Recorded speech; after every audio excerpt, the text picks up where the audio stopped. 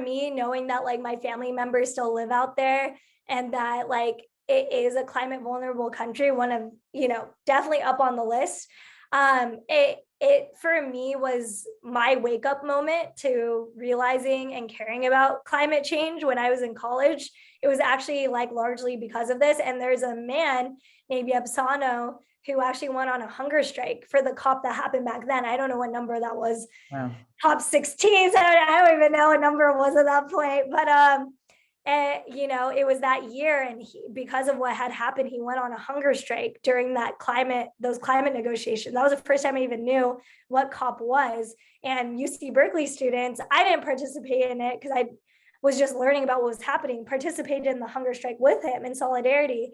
And it was just this whole visceral moment of like, wow, like people are literally like going to die because of climate change and have died because of climate change, and people who look like my family or come from communities just like my family. And so that was a really big wake-up call for me. And at COP26, I got to actually meet some survivors who actually came all the way from the Philippines to go to COP to spread the message that it's been 8 years and we really haven't seen much progress, and there's going to be so many more typhoons that hit us moving forward. And to again have that experience while at COP and being like, wow, it's the 8-year anniversary and here we are. It was really disappointing. It made it finally sink deeper about how much of a failure our leaders have been to actually address this at the rate that they need to. Yeah, your worlds came together. And are they able to build back better, to coin a phrase that's out there? Do they have the resources? So assuming that we're going to have more and they're going to be worse, is that happening at all, or is it not fundable? Yeah, it depends on the region, but definitely like after that typhoon, like there was a lot of nonprofit aid work. There's still a lot of aid work to try to support those communities. I would say that they're in a bit more of a stable place, but typhoons are hitting the Philippines all the time. Certain communities are definitely getting prepped more than others. And there's actually a young group led by young people. Again, it comes back to young people, called Kids for Kids PH or Philippines, that actually have come together to like fundraise and to try to pressure the government to take climate change more seriously.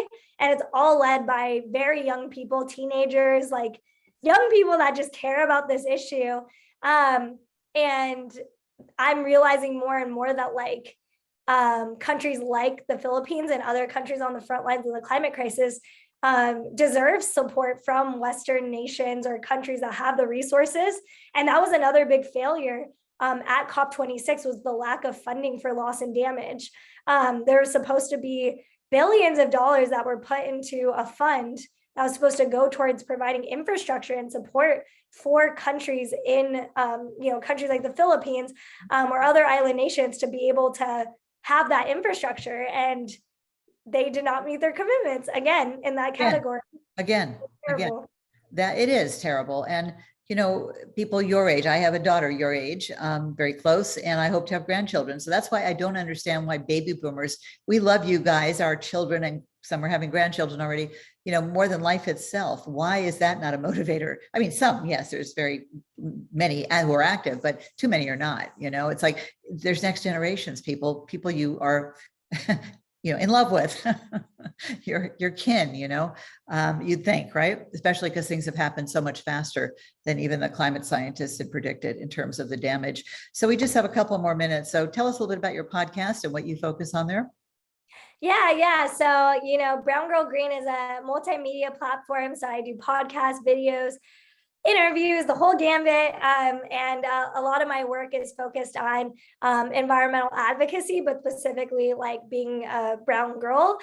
So I talk about my own cultural experiences, upbringings, the ways in which I feel like environmental messaging or storytelling has not been the most accessible to more people. So I try to address social justice, equity issues, try to give people history and resources so they understand like why we're in the moment we're in when it comes to climate change, and that they actually have things they can do about it. And, organizations or companies that are trying their best to try to solve these issues. And I try my best to kind of be a signal booster or a bridge as an online platform to provide that as a online resource hub for people. And where can they find your podcast and other? You can, yeah. So people can subscribe to the Brown Girl Green podcast, follow me at Brown Girl Green on all social media platforms, or check out my website, browngirlgreen.org.